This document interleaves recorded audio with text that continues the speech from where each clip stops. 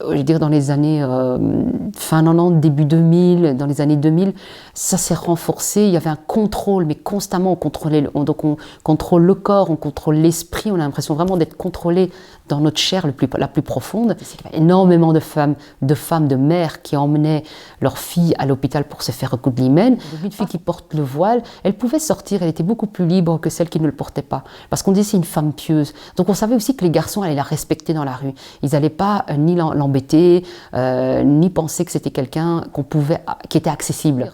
C'est-à-dire que si on s'intéressait à la sexualité, on savait que alors on était prête au mariage. Donc prête à nous donner, parce que le terme qui est utilisé en réalité, c'est pas le mariage, c'est peux-tu donner ta fille.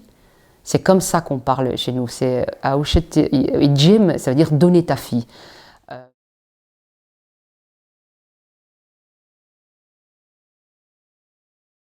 C'est-à-dire que nos grands-parents, c'était on va retourner au pays. Donc il ne faut pas perdre notre culture et nos traditions. Et de l'autre côté, on avait des professeurs qui étaient complètement ouverts, très ouverts d'esprit et vraiment de bonne foi, nous disant « mais on va vous apprendre des métiers, comme ça quand vous allez repartir dans votre pays, ben, vous pourrez travailler, vous aurez un métier, ça vous permettra de vivre, ça vous permettra de trouver un travail, de voir de quoi vous nourrir ». C'était pour les garçons, école technique professionnelle, électricité, soudure, etc. et électromécanique. Et pour les filles, c'était plutôt couture, cuisine. Soyez réalistes, dans vos familles, on va vous marier, en tant que fille, on va vous marier à 15-16 ans et vous aurez des enfants, vous aurez beaucoup d'enfants. Il fallait accepter la culture de l'autre. Donc il y avait, dans une espèce d'ouverture, finalement, quelque part, on nous refermait, nous les filles.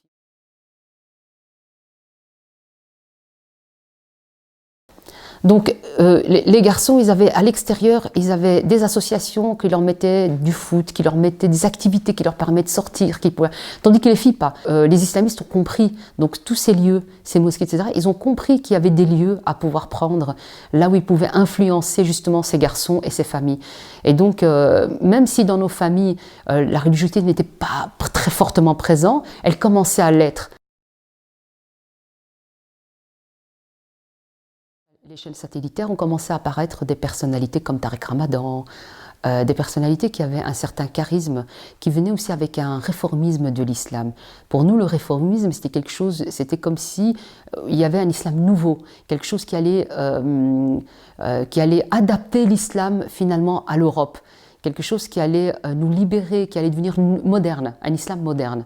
Voilà comment on voyait, surtout qu'on voyait un Tariq Ramadan très frais, habillé à l'occidental, intellectuel, brillant, il parlait, voilà, il utilisait des termes assez brillants, il y avait un charisme. On a eu aussi dans les chaînes belges, les chaînes publiques, RTBF, etc., où on invitait les islamologues, on nous les montrait comme des spécialistes de l'islam, etc. Donc Tariq Ramadan ou Yacoub Mahi, c'était les référents. Ah, enfin, il y a quand même un islam qui est autre, qui nous amène l'ouverture, qui nous appelle la modernité.